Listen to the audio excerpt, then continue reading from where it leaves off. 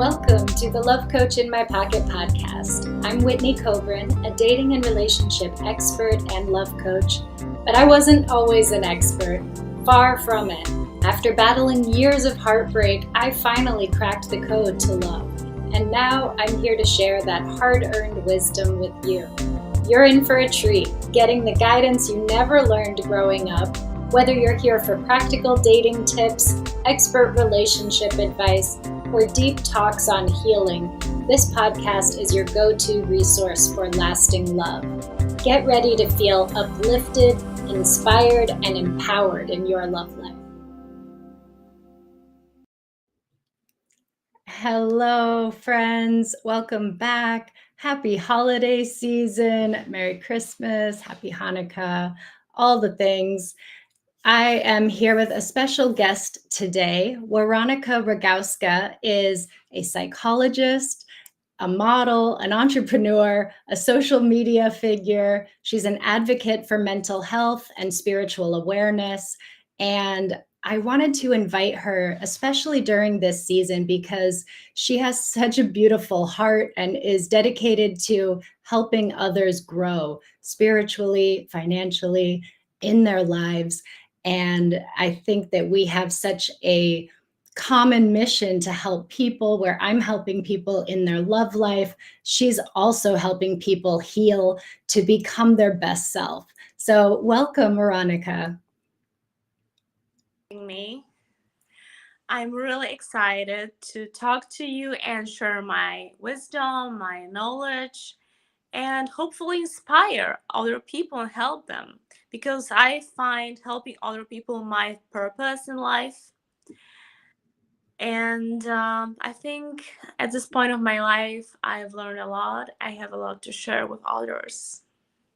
Yeah, so tell us a little bit about your background and your story and just what has led you to being where you are now. So I was born and raised in Poland. And when I was 16, I moved out of my house, my home, my family home, and I moved to another city in Poland to pursue my education. And I really felt limited and constrained by the fact of living with my parents. We were not getting really along at the time. And also my parents, their marriage wasn't really working, and I always been really intuitive and sensitive person. I felt that soon. I moved out, and I wanted to heal myself energetically, but at the point of my life I was just very unconscious, so it was kind of an escape. And then I was pursuing my modeling career, and it was form of escape as well, to travel, to distract myself from the childhood, from the trauma, from the pain. And I think I was traveling all around the world. I had contracts in Japan, Singapore, Taipei, and all over Europe. So I was kind of searching for the self-worth, validation, just external approval. And I think I was just so unaware, as we all are, and we want to just find it externally, this reassurance and the source of love, and the feedback from the external world that I'm worthy enough, and that I'm worthy of love.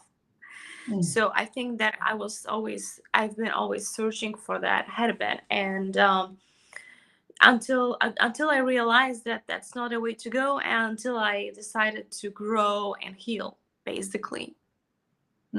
So where did you start? I mean, I know that you are a licensed psychologist. Is that where you started, or did you start on the spiritual side? Yeah, I decided to study psychology because I wanted to understand myself better, and I wanted to understand other people. And I wanted to become aware of how human beings work, how our brain, our emotions work. And how can we actually overcome our weaknesses, our trauma, how can we become better. And I found psychology as a I found it being a great useful tool. So I wanted to learn about it, and I wanted to also help myself through that. Because we all know that once we heal, we also heal other people, and we shelter others, and we can actually share our light with the world. Mm. So it was, I think, like a hidden purpose. At the time, I wasn't really aware, but I realized that afterwards that why did I pick to study that? Yeah, a lot of people who go into psychology kind of start because of their own questions, their own traumas, their own challenges.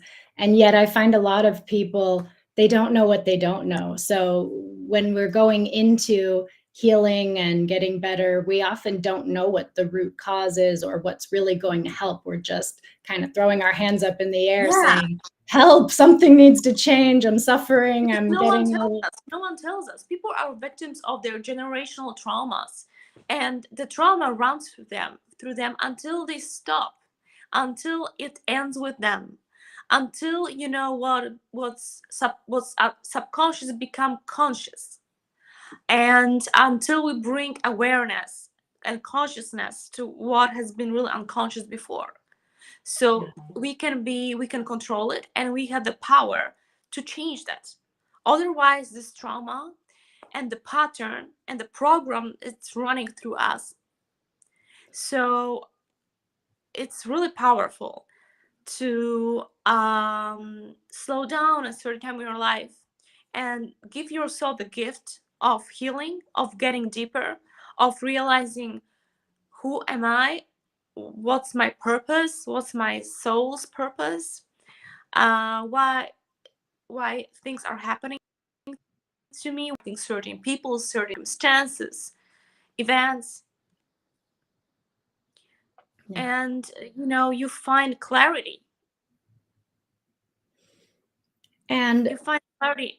Hmm. something I found interesting about you and your background is that it is so eclectic, and you've used different modalities and methods and tools.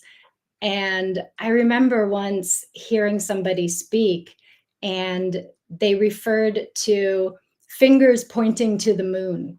And we can try to describe what the moon is, but it's just words, it's just fingers pointing to it. And that's how a lot of our spiritual concepts, religion, it's all just fingers pointing to the moon. There's some thing that exists that is uh, part of all of our descriptions and different religions and different modalities and different things. So I'm curious about your preferred ways of working with people or modalities, or what you have studied or practiced that you have found really works for you and for people you've worked with. So for me personally, what works best is Kabbalah. I started actually studying Kabbalah, and it really resonates with me. It helps me understanding the world better. Can Helps me you define understand. what that is for those who aren't familiar?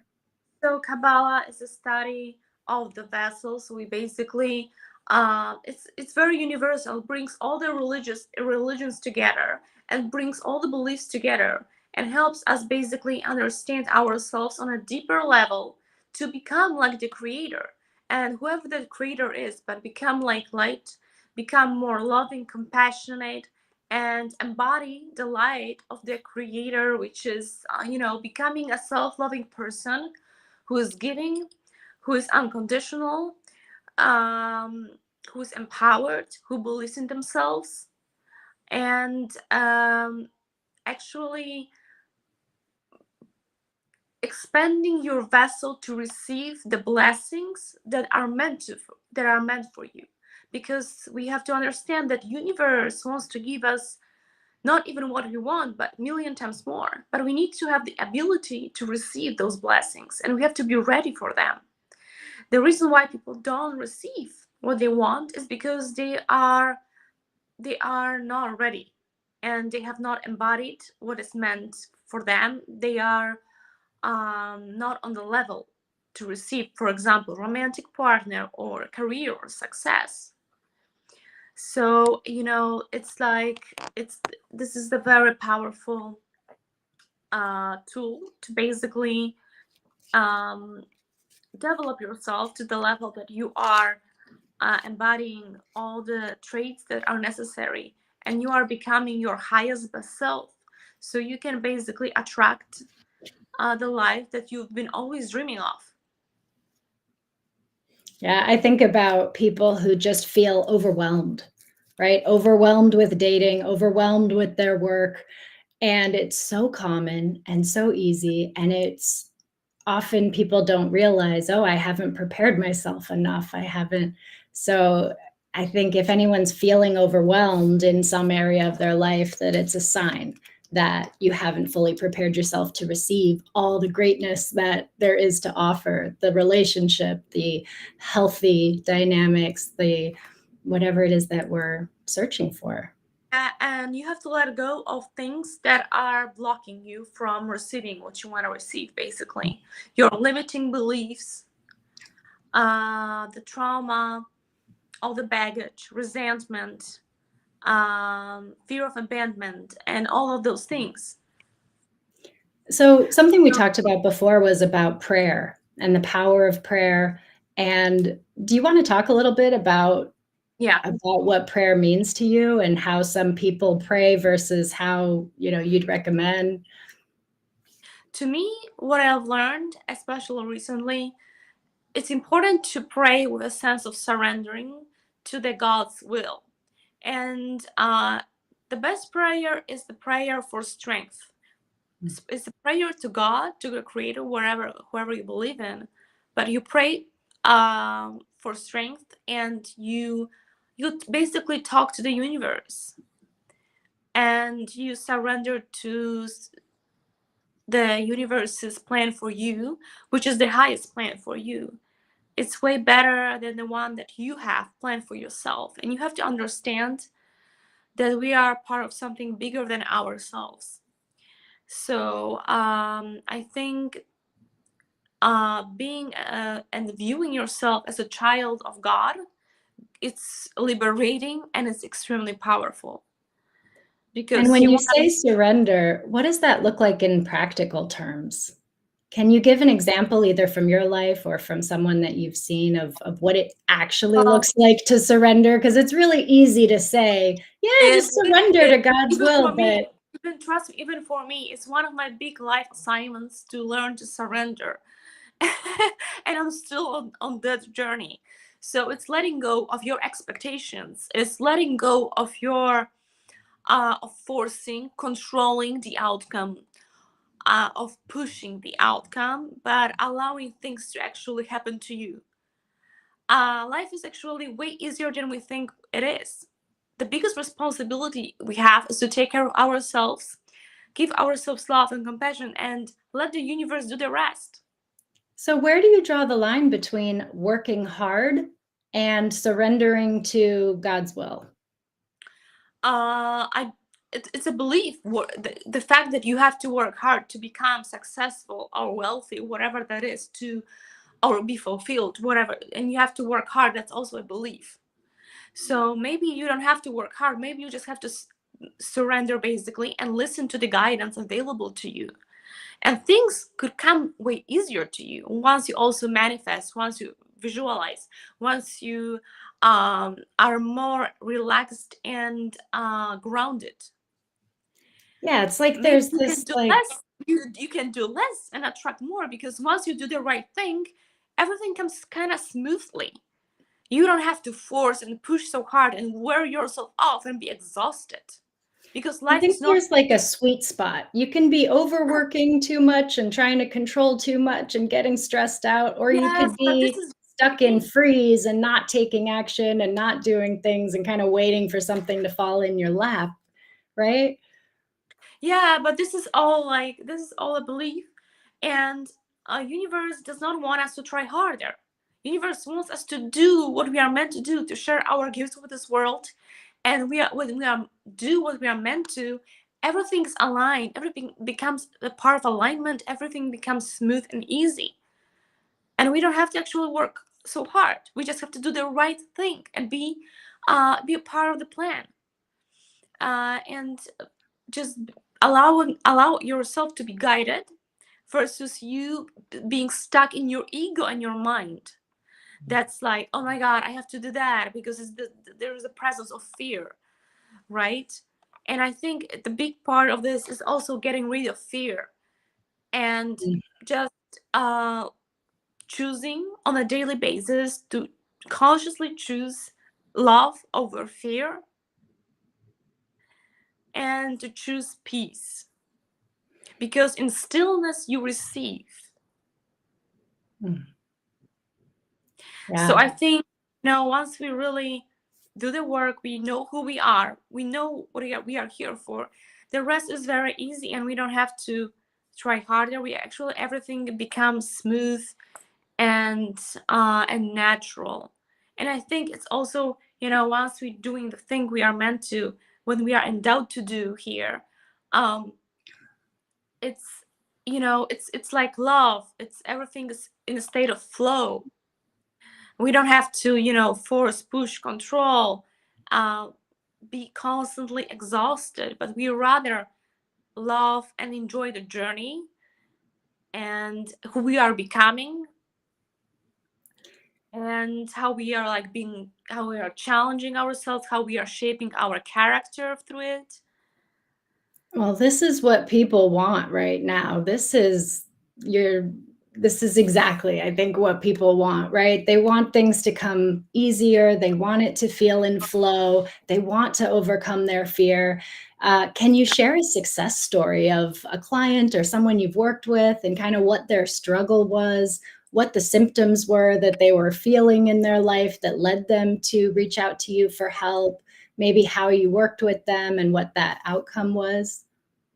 So yeah, of course.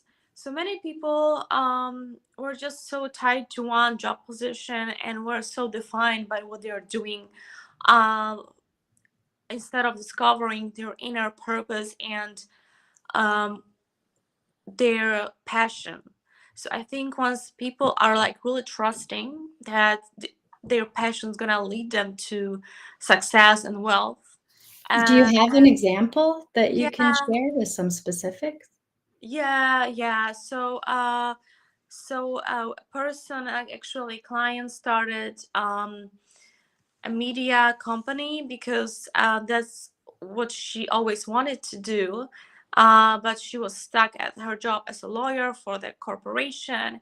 And, she started to do basically media, do recommendations for travelers to Switzerland. And then she published a book about it, and the guide how to find the job in Switzerland, how to write CV. And she is absolutely in the flow of doing what she loves to do, and she has so much freedom doing it, and she's in her element, so she can excel, and she believes that it's gonna bring her outcome, and it's bringing it, because once you are really following your heart, the universe is conspiring to bring it all together, and it's blessing you.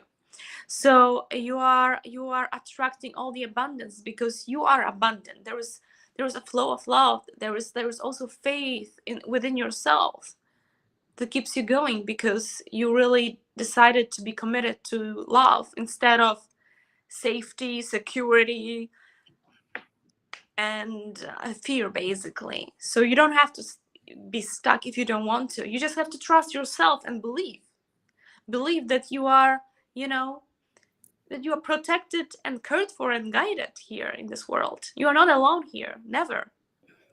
Yeah. And you have an impressive story, having overcome childhood trauma and many obstacles, to pursue your dreams, to help others pursue their dreams. Yeah. I think that's just, I mean, I'd love to hear a little bit more about, because we can talk about the generalities of, you know, believe in yourself, but when it really comes down to the nitty gritty, you've done it. You've gone Yeah, from you cannot not talk about believing stuff in you yourself. haven't done. Sorry, Yeah, say that yeah, like again. you have to, whatever you are doing, I think the key is to be authentic, because you cannot talk about something you haven't done, you haven't experienced, because it's not authentic. It does not resonate with people. And I think overcoming trauma, overcoming those life adversities brings you to certain realizations and places. So you can actually help others do the same, and to not give up on themselves, to still believe and have lean on faith. And actually also very big one for me was to feel your own emotions and not to numb them, not to escape yourself, but to go to all those painful places, difficult places within yourself, find the root cause, heal, and then you can move forward. So I think I am proud of myself that I overcame a lot of um, overcame a lot of trauma, and I overcame a lot of my own weaknesses and limiting beliefs, and I transformed them into more empowering ones. And I know the impact of this. So Yeah. It's like we do the work, we go through the hard thing, we go through the tunnel to get to the light at the end of the tunnel, to get to a yes, place where things can you be know, more in flow and easier. yes, yes. The reason why people feel pain is because they don't understand why they're going through it. But there is always a hidden blessing in the pain, and the Mm. pain is an information for you. And pain is meant to awaken you towards something better and bigger, and to empower you, to awaken you, so you can actually become your highest self, and for you to actually step into a different reality. Because if something is not working out, it's an information from the universe that it's not meant for you, and there is another path there waiting for you to come, and you be ready. Don't resist it, but just fully allow this to happen. Don't escape the pain, feel every bit of the pain. Actually, I I feel because like it's an important thing to say also here that it can be so pivotal and yes, important to have a coach or a therapist or a guide, because if somebody's just like, okay, I'm going to feel all the pain, but they don't have the tools to process it, to reach another level. um, you know, I find that working with the body and this mind body integration, I mean, mind body spirit, there's a lot that we think we can process and handle mentally, but then it overwhelms us. And so, yeah, we kind let of us say to help. the audience, I just want to say to the audience, like, if this sounds overwhelming, if this sounds too big, too hard to sit with the pain, get some help. Find someone, a Yeah, trusted advisor, a family member, anybody that, you know, a coach, a therapist, a professional, preferably. But, you know, obviously, you and I work with people in these areas and are available for those, for that support, because we just need absolutely, somebody to do absolutely, it with us. absolutely. You need sometimes someone or a community where you can genuinely share your story, when you can be vulnerable. Hmm. And I think, why people feel overwhelmed, because they allow the pain to take them over instead of to strengthen them. And because also the pain and this difficult situation they are facing in their life, it's a realization moment for them that they are still having the victim mentality that they have to get rid of. They have to let go of this and step into their own power. Because if I am being overwhelmed and consumed by my pain, that means the pain, I'm giving this pain the control over me, and I am letting it consume me, versus I'm analyzing why is it happening, why, we have to get deeper. This lack of depth. We are accepting pain as a surface level. Oh, I feel overwhelmed, and but it's behind it. It's like there are 25 layers. Why you feel overwhelmed? Why are you allowing? What do you have to believe in to feel what you feel? Yeah, And and a lot of these beliefs are opportunity. subconscious, right? That's not Yeah, even what we are thinking about on a regular basis. It's what was programmed in us so long ago that we exactly. often don't even see them and we're not aware of them until we have a coach or someone to point that out. Or, To point it there's out, to other point it ways out. that people can discover it without help, but it can be really tricky to see. It could be tricky to see because people, it's where like there are this victim mentality comes to surface, or their limiting beliefs being exposed. So and it blocks them from their own transformation, because the pain is meant to transform you into more empowered, strong version, loving version of yourself. Yeah. But it could or could not. We are from the choice. We can transform and actually come into realization and use it in our best advantage, or we can fall into victimhood again. And it's so easy to fall back again. It's so sticky. It's so, our, being human is about wanting, the way we're programmed is that we want the familiar, the same old. And so even if we want to break out of something and not be in a Yeah. victim mindset or not have these old beliefs, they will work real hard to pull you back Yes. in. And it's Because so easy to trip up and fall right back into those, huh? yeah, because it's a program too.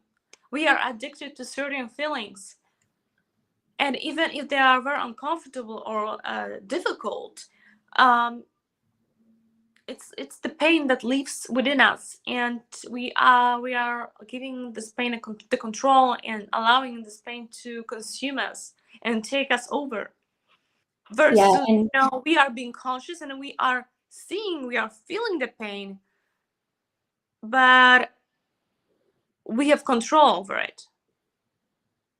that's We the can, skill, right?